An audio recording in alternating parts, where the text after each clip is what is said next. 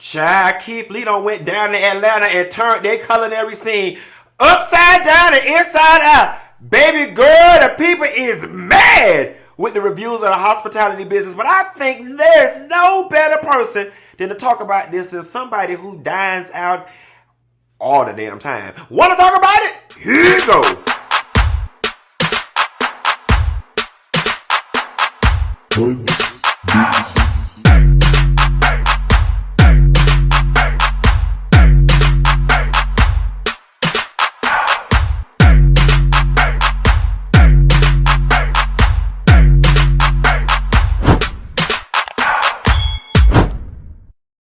Next, girl, y'all was blowing up my line wanting me to talk about this Keith Lee food reviewer going to Atlanta and got the girls all tied up in the frenzy. Now, let me start out by saying, up until this week, I never knew who Keith Lee was. I'm not big on TikTok or whatever, but after talking to a couple of friends and going down the rabbit hole of what he's doing, this man is out here doing the Lord's work. There is so much that we need to address. So I'm going to take my time with this one and do it real slow. Get comfortable. So the first thing that I want to address is a lot of people, or there were some people saying, Keith Lee is not even a food critic. What gives him the whatever, the gumption, the authority to go out and be reviewing people's restaurants?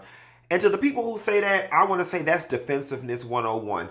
Because the reality of the situation is when you open up a restaurant, your customer base aren't true food critics. Americans, we have the least sophisticated palate of any nation of damn people. So I think it's nothing more fitting than the everyday person to go to a restaurant and do a review, because that is the person who more than likely will be eating there. A person who can taste the nodes of palm and the sweetness of plum, mixed into a au jus. The bitch, child, please. Them people, first of all, very few of them people exist. We all know people who went to culinary school, and half the bitches that go don't even damn graduate. So miss me with that Johnson and Wales and Le Cordon Bleu non-graduates. Go on somewhere with that bullshit. Now, I'll say this. Y'all may or may not know this, but I got two groups of friends in Atlanta. A lot of them are the reality girls, the TV girls.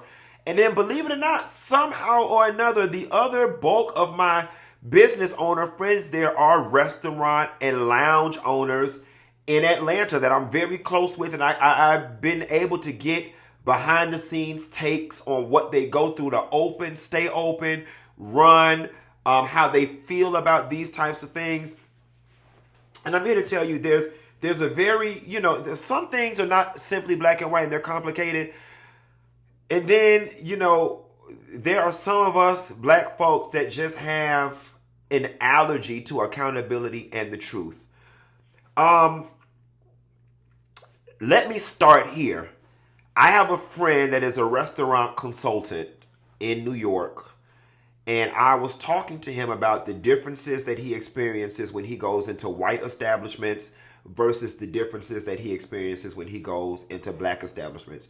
And he was like, oh my God, that is such a great question. And he said from his perspective, here is what he's found. That in short, the black people open up businesses. And he said a lot of times, and I'm listening, y'all, and I'm just repeating what he said.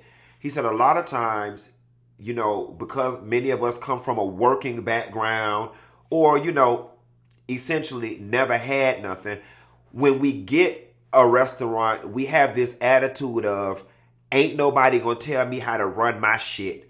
I'm gonna run my shit any way that I want to. This is mine.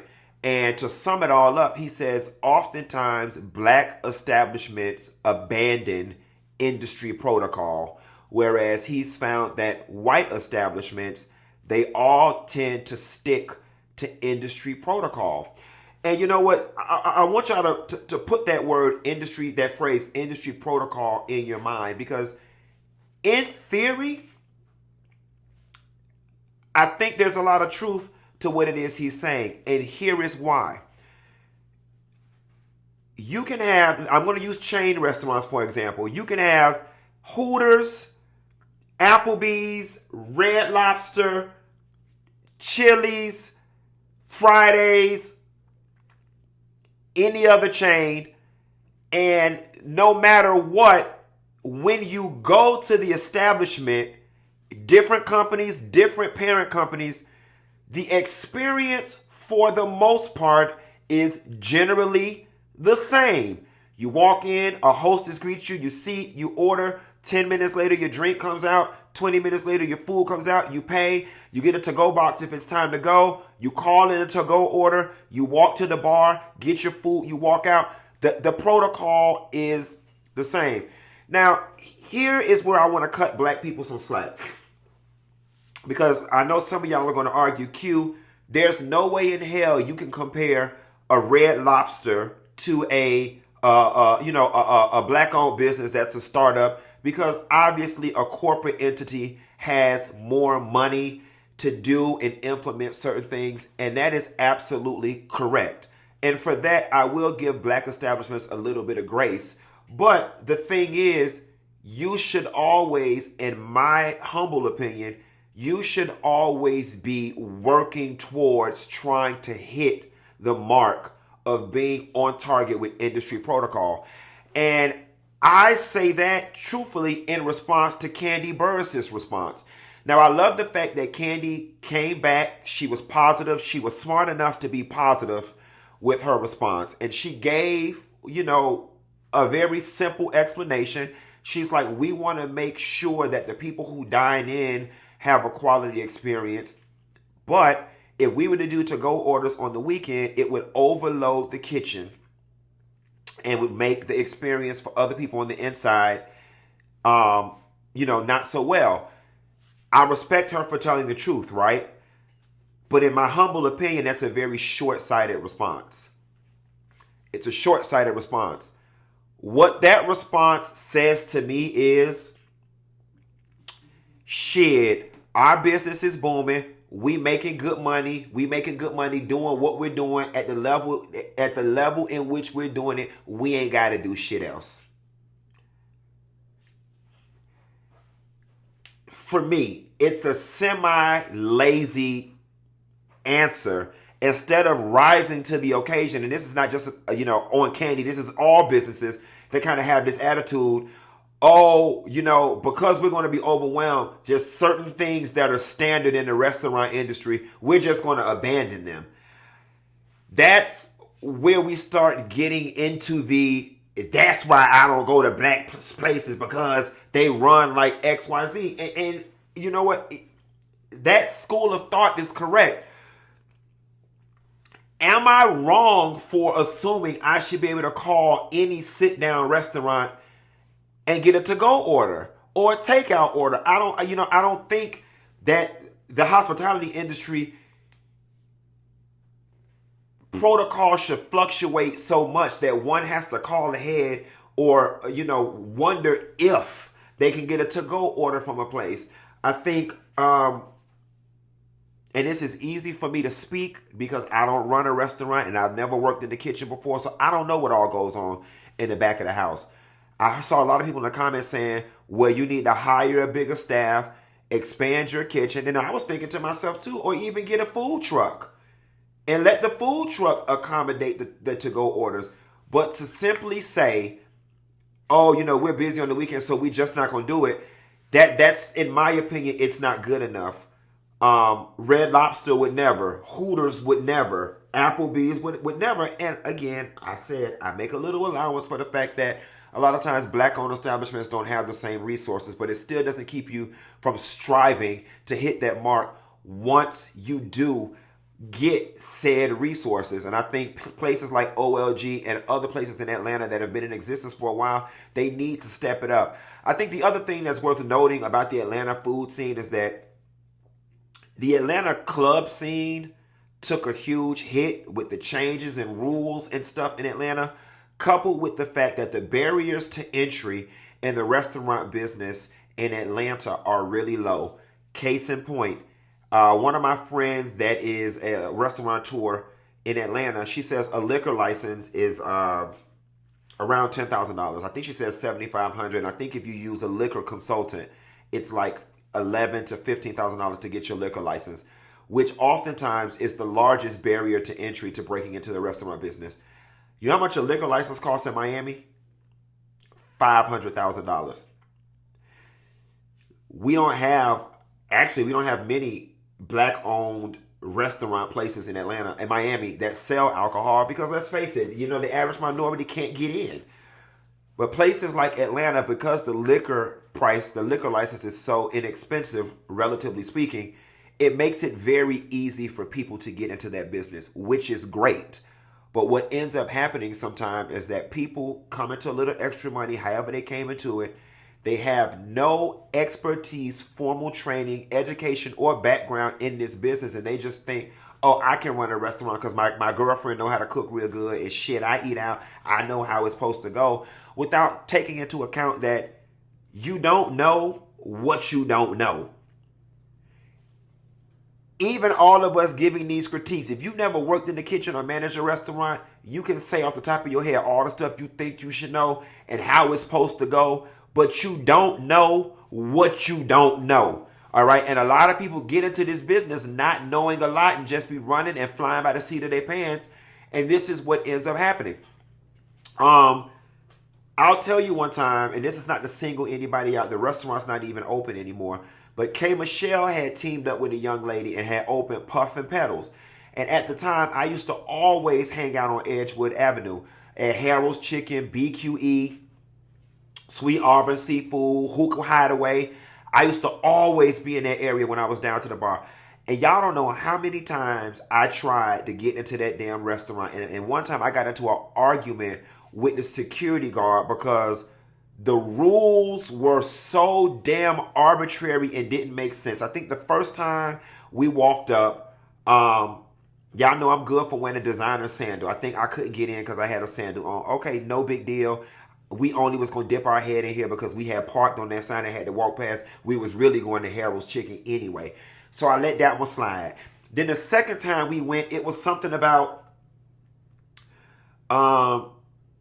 we not taking walk-ins right now. Only people who got a reservation and the wait time is this. And then I was like, well, sir, can we just go sit at the bar? No, you're not allowed to sit at the bar. And then moving on from K. Michelle, some of these restaurants, the minute you get in, they only give you a certain amount of time. You can sit down and you can't order this and you can't yada, yada, yada. My friend Jonathan just recently told me about one restaurant that he went to in Atlanta. It's black owned. I'm not going to say the name of it because I don't want to disparage anybody. But he was saying, let's just say, for instance, he ordered catfish and it came with, okra and mashed potatoes. And he was saying that he didn't want the mashed potatoes. He wanted to sub it out for another side. And they were like, you can't, there's no substitutions. And he was like, okay, but I don't want this.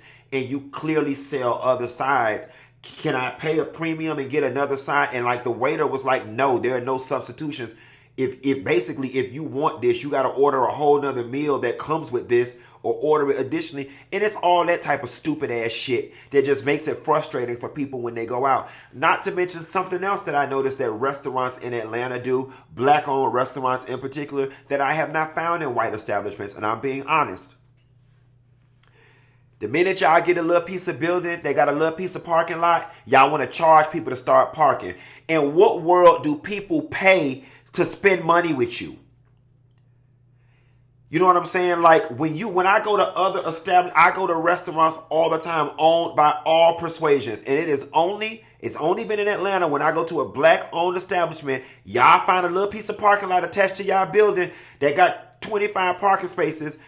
Then y'all want to charge people to park. It's like, goddamn, you nickeling and diming the fuck out of your consumer. And here's the thing about black people. We are a very communal people. We're a very lively people. And oftentimes we're such a very underserved people that we legitimately put up with anything sometimes. I think charging people to park is absolutely ridiculous, especially if it's more than $5. I've gone to some places in Atlanta where the parking is $20 to get into a restaurant. All right. Then you go in, then y'all want to charge. You got to give me a break somewhere. I can't pay $20 to park. I can't pay top dollar for drinks. And I'm talking $14, $15 a piece for a drink. Give me a fucking break somewhere. If I'm going to pay $20 to park, let the drinks be $6 and $7, please. Please. Then you go in there, chicken and waffles, $25 houseway. And don't get me started on these hookahs. Now, when the hookah thing first got big, I was hanging out at Harold's Chicken on Edgewood real good. And shouts out to Hookahs by CC. And back at that time, when hookah first hit, hookahs was $20 and $25, which I think is fair. As it got popular, when you would go to the less restaurant places and the more loungy, catch a vibe places, the hookahs would be $40. And I'm like, all right, because hookah's a communal thing. We splitting it. Everybody put a little money in on it. Now, some of these restaurants, clubs, and bars, y'all don't bump y'all goddamn head $80 and $100 for goddamn hookahs. I'm going to be honest with you, and I love going to Bar One to death. And I would say this to Peter goddamn face. Peter bumped his goddamn head with the amount he charges for hookahs at Bar One, Miami. A hookah, after they put taxes and fees on it at Bar One in Miami, is damn near $100. I think the base price of it, do not quote me, the base price of it is like $75 or $80 for some goddamn flavorful tobacco. When I go get a goddamn vape from the gas station, and granted, I don't vape, and granted, I don't even hookah from a physical need of it. I just get it because it's cute and part of the atmosphere. Everybody just be wanting to do it. And I just like for everybody at the table to be, one when it comes to energy. It's ridiculous. So you think about when you go to some of these popular places, I've paid to park, I'm paying all this money for a hookah, paying all this money for drinks, shitty service.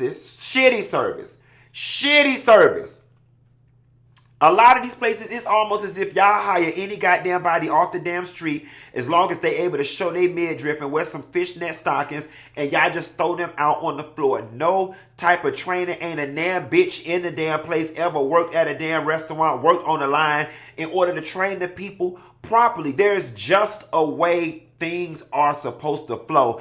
And I hope that the black-owned restaurateurs, business owners, lounge owners, instead of getting an attitude and defensive and instantly hurling out all the challenges that you go through in order to be open, that you hear and understand what Keith Lee is doing and what your customers are saying to y'all. And please, don't even get me started on the restaurants that after a certain time charge you to get in. So now I'm paying for parking, paying to get in, paying to eat, paying for hookah. It's ridiculous. And it shouldn't be all that when somebody want to go out and get something to eat. Now, I understand wait times, folks can't do nothing about. You cannot do anything about a wait time. If your restaurant only seat 100 people and you got 200 people there, I get it, and that's a good problem. However, if you have the wherewithal, okay, you need to create a comfortable space for people to chill. You need to create a comfortable space where people can easily access the bar to, at a minimum, order a few cocktails or maybe even an appetizer while they wait. I find that people oftentimes do not have a problem waiting just as long as they are occupied and or stimulated. If we over here talking, listening to some music, we could nosh on some chips and salsa, some spinach and artichoke dip, some smoked salmon while we have a cocktail. Folks don't mind waiting. Now, a lot of y'all got mad because Candy did not address the fact that their hostess told his family members an hour and a half. When he came in, she said they'll be able to accommodate him in 5 minutes.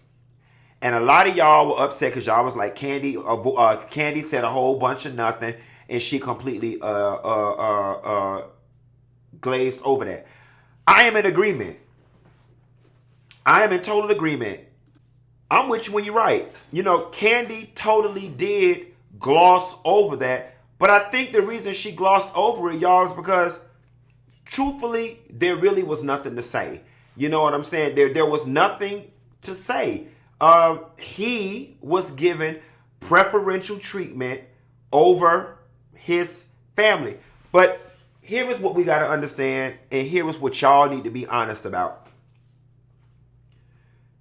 That is just the world that we live in, all right? Doors are open and red carpets are laid out for people who have social currency. Your grandma wouldn't let you or nobody else in their family sit in her living room with the plastic on the furniture, but let the pastor knock on the door. And where's she taking him to? Straight to her special living room to sit down, because that's where only special people sit for special occasions. All right? Let's not get it twisted. If Michelle and Barack Obama came to that goddamn restaurant, nobody in their right mind is going to tell them they have a 1.5 minute wait. People with social currency tend to be given privilege. All right? And so while the hostess did tell his family an hour and a half and told him 5 minutes, and while optically it looks bad, because it does look bad, she did lie. You know what I'm saying? But we're not going to pretend like people do not make special concessions and arrangements for people who they deem important. And maybe that's what the issue is, that we need to stop putting, levels of importance on people based on popularity, status, and or job title. But we'll probably never see that in our lifetime, y'all. That's just the way the world works. And quite frankly, it's part of the privilege that comes along with being whoever it is you are. All right, y'all are not finna tell me, any one of y'all that run a business, if you seen a celebrity or somebody who could do volumes for your business, that you're not going to skip them to the front of the line. You're not going to offer them a discount. You're not going to try to give them some exceptional service. It's just human nature. Unfortunately, in this situation, it just looked bad. And I think, while I 100% agree with the angle by which Keith Lee does his reviews, and everybody always says, he's so humble and he does great for all these businesses and he brings a lot of business to these people's businesses. I love and I respect all of that. But low key, and this is my one critique of Keith Lee, low key, I know you don't do negative reviews, but when you go in after your family and then you get on your platform and you talk about the difference in treatment between the two, you don't have to say anything. You dry snitching. You don't have to say anything. You're dry snitching. And then too, I get that you say you don't want preferential treatment and you want to be treated like any other customer. I 100% understand that, respect it, and I agree with it. Any day of the week you should be. But the reality of the situation is you're not any other customer. All right? You are somebody of influence who people quite naturally, from a place of reflex, are going to try to accommodate with the highest level of concierge services and accommodations. People are going to go out of their way to move mountains for you. So maybe your video should potentially just end at your family went in and do this, if your intention is not to do harm. Because although you did not say anything negative, you let the video do the talking. And you can't just sit back, Keith Lee, and pretend like you don't know how people are going to interpret the media that you put out there. Now, if that's your intention and you flat out don't give a damn, but I'm not buying this. I'm not really buying this. I'm so holy and so saved and so wholesome. I'm not going to say anything negative about these people's business, but look at, you know what I'm saying? It's almost as if you're leaving the commenters to do the dirty work that you felt but just didn't want to say. That's my 2 cents on that. The way the milk and honey, let me tell you something. Here's the other thing about black people.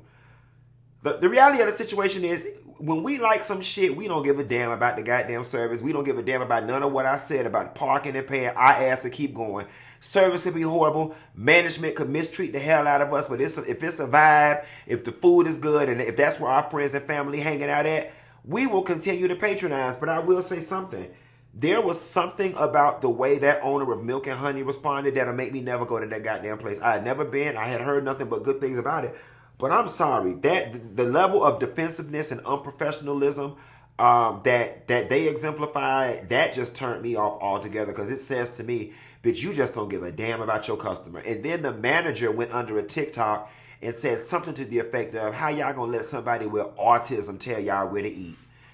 And I'm like, bitch, you really are going to offend an entire community and refer to him as autistic? And even if he was autistic, or if he is, I don't know if he is or isn't, autism does not mean that he doesn't have license to provide a critique on his experience of where he goes. What the hell does autism have to do with anything? And quiet as it's kept, your ass needs to be fired. You see what I'm saying? But based on the response that we got from the person that owns Milk and Honey, it says to me that they're not politically correct enough or socially astute enough to even understand the ramifications of what it is this manager did. A fish rots from the head down. So this manager felt emboldened enough to respond the way she did, because look how the owner responded.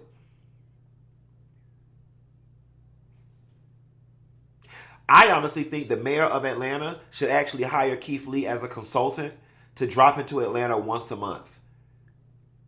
And that way, every restaurant owner would be on their P's and Q's, not knowing when Keith Lee was going to drop in. It's a damn shame that the people is more scared of Keith Lee than they is the damn health department.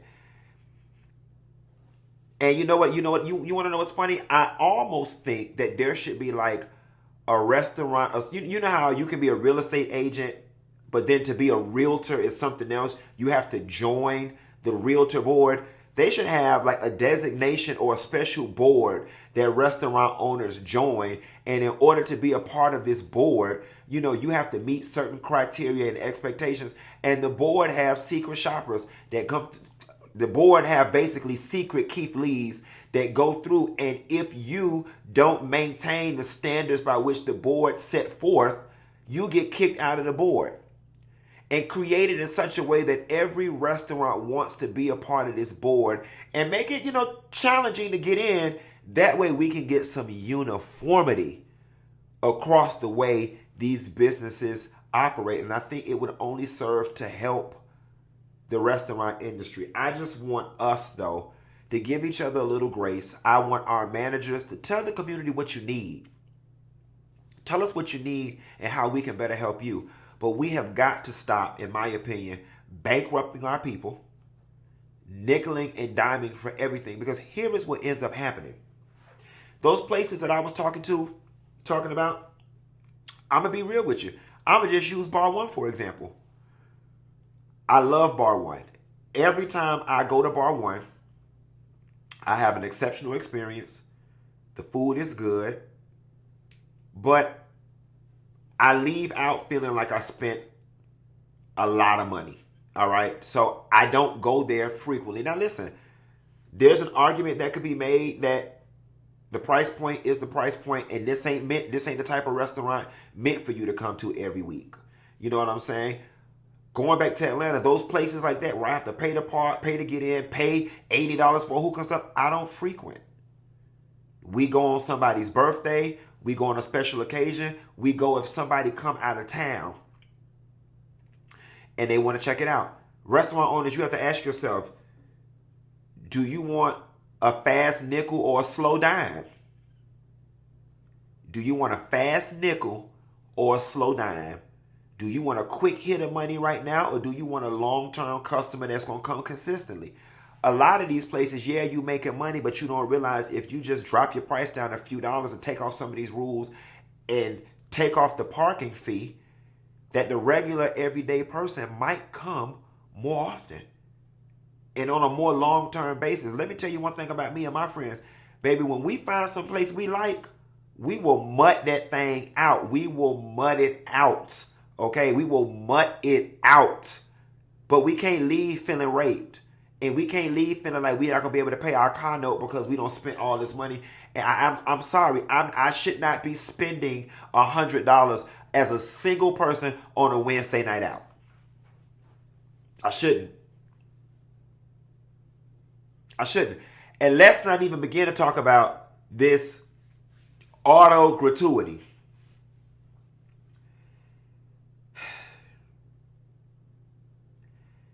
It's unfortunate that the auto gratuity sometimes gives a lot of people license to just provide horrible customer service, because y'all charging premium prices.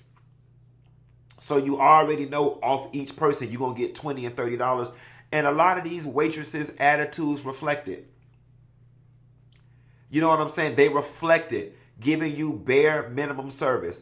I don't give a damn what I do know or don't know about no restaurant. I shouldn't have to wait no long ass time for no cocktail. And if you bringing me out fish and french fries, I shouldn't even have to ask you for ketchup. I shouldn't even have to ask you for hot sauce. I shouldn't even have to ask you for mustard. If it's not on the damn table, it should come out with the food, or when you take the damn order, you should ask. I should not have to ask you for napkins. I should not have to ask you for silverware. I shouldn't have to ask you for water. If you overheard me and Sheila saying, girl, what you getting? Well, you get the fish, you want to try the fish, and I'll get the lamb chops. Obviously, that denotes we're going to share. I shouldn't have to ask you for sharing plates. And if I do have to ask you for these things, which I don't mind, it shouldn't be 15 and 20 minutes between each time I see you. You should always be within finger shot or eye shot. What in the hell is you doing back there for so damn long? That's the thing that be getting me. Some of these damn waitresses be is you back there fucking the dishwasher? Is you on a smoke break? Like, what's the tea? And listen, I know everybody get hot in between their legs and in their butt, and some of y'all need to smoke. Well, then, bitch, you need to introduce us to a substitute that can help us while you on your 15, mama. Maybe y'all need to train some of these goddamn waitresses on how to 10 bar too. Because it ain't nothing more than I hate for the server to keep coming back to my table talking about the bar backed up. I keep checking on y'all drinks, the bar backed up. The bar being backed up is not my goddamn problem. All right? It's not my problem.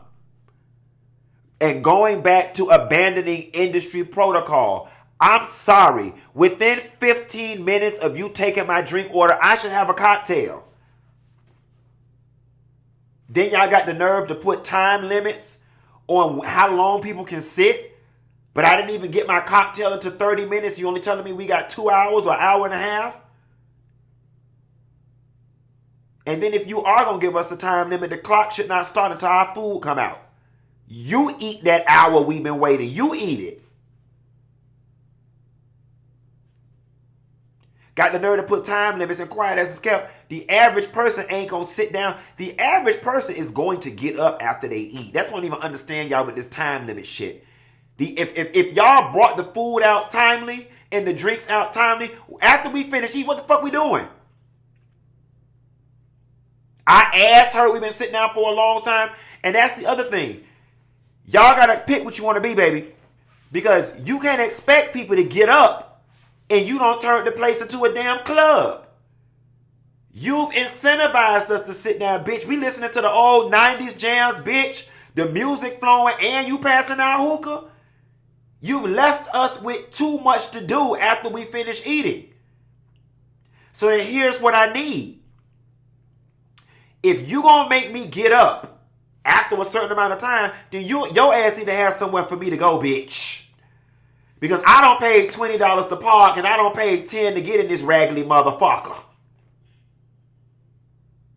And I paid top dollar for the food. So no, bitch. You need to have another side with another bar with a piece of dance floor. You need to have an outside patio, bitch. You could put a tent in the parking lot. Matter of fact, instead of charging for parking, how about you just don't let nobody park in the parking lot? Put a motherfucking tent out there, bitch. That way, when you tell us we got an hour and a half wait, we can sit out there under the tent and have a cocktail. And when you rushing us out, but we don't want to go home because we paid to park and paid to get in, we can go outside and fool our lot under the tent. And put some fans and some miniature air conditioners out there too, bitch, so it don't be hot. How about that? It's a whole lot y'all could do to accommodate the people. And the thing that get me is that y'all the same restaurant owners and workers that it would be so quick to go to another establishment and complain about the service and want to holler out, because I work in hospitality business, knowing good and goddamn well your place ain't running half as operable, half as efficient as the places you go into. And that's the thing that get me, because here's the other thing I realize about a lot of restaurant owners, and I know this from my friends that are restaurant owners. They typically don't eat at their own restaurants because they're so tired of eating the same food. It's just like when you cook a big meal and you don't want to eat it. And you don't want to feel like you at work. You want to enjoy your meal. So you understand how shit supposed to flow. I don't understand how you take your ass to a nice restaurant, you go eat and have a good time, but you come back to your shit and don't even feel bad in your conscience that you're not even able to provide your customers the level of service that you just got somewhere else. So you know how the shit supposed to go, because it's the same level of service you expect. And that's where this video gonna stop. How about y'all just provide the same level of service that you expect when you go somewhere else? It's the golden rule. Do unto others as they do unto you. And if you do that, we wouldn't even be having this problem. And last but not least, too, going back to the DoorDash thing. If you can't do a call-in order and a person don't want to sit down, they want to Uber Eats or DoorDash, and your restaurant is open, had a machine on. Now, I called a couple of my friends and asked them about the Uber Eats and the DoorDash thing. And they were saying, basically the same thing Candy was saying.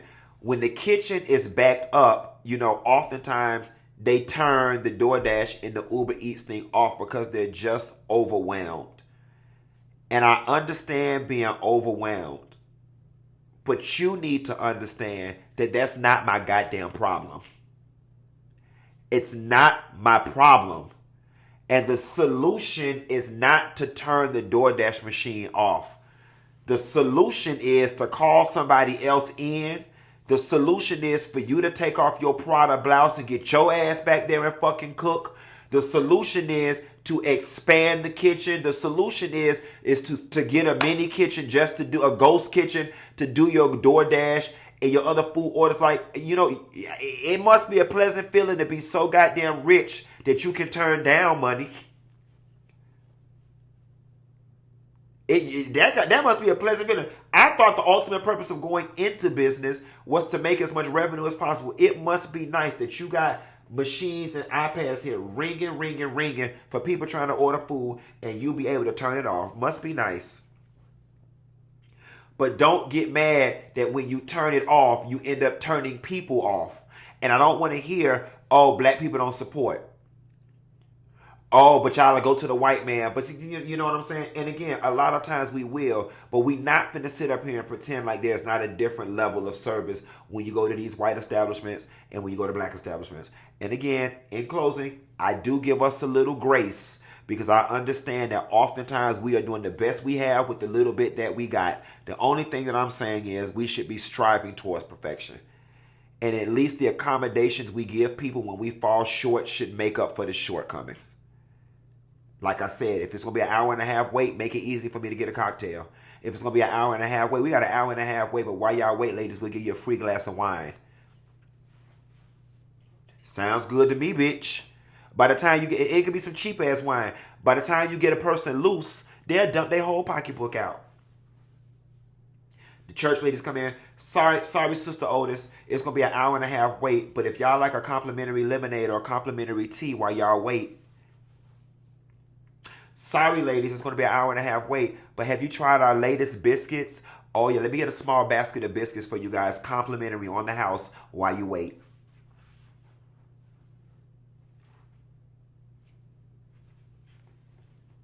Too hard. We got some peanut butter crackers back here while you wait. Try our new in-house chips that we made. Sorry for the wait. We have a special tonight. The special is, a whole snapper. But while you guys wait, let me get you a sample. Would you like a Pepsi while you wait? What's so hard? What is so hard? But y'all want to nickel and dime us for everything. And expect us to put up with your shortcomings. And then get an attitude when people comment. Something's got to give. That's all I got. Ain't got no more. Be sure to like and subscribe, and I'll call y'all hoes later. Bye.